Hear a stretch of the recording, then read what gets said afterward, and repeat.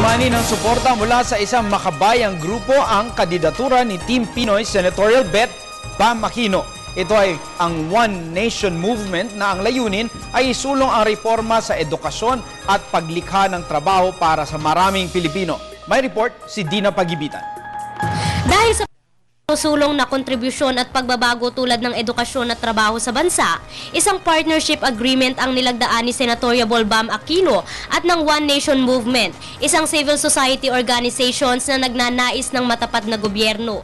Layo na nasabing covenant ang pagbibigay suporta at pakikiisa sa matagumpay na Pilipinas, pati na rin ang maayos na pamamalakad ng gobyerno na nasimulan na at ipinagpapatuloy ng Administrasyong Aquino. Alam ko po na One Nation at ang ating kandidatura po ay naniniwala na ang Pilipino kailangan niya pagkakataon.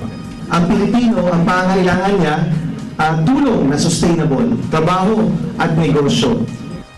Inihayag naman ang buong suporta kay Aquino ni Catanduanes Vice Governor Bong Joson Teves Jr., Basilan Congressman Jim Hataman, Ilocos Sur Congressman Owen Singson at mga piling opisyal ng One Nation Movement. Isa rin ang pagmamahal ni Aquino sa mga kabataan sa mga dahilan kaya naman ibinigay nila ang buong suporta sa kandidato.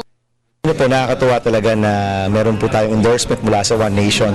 Alam niyo po, kung mga mabubuting mga Pilipino yung sumusuporta sa iyo, talagang mas natutuwa ka at mas na-inspire ka ng mga kampanya na harder and work faster pa talaga, no?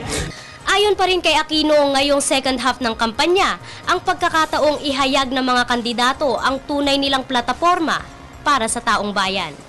Para sa Telebisyon ng Bayan, ako si Dina Pagibitan.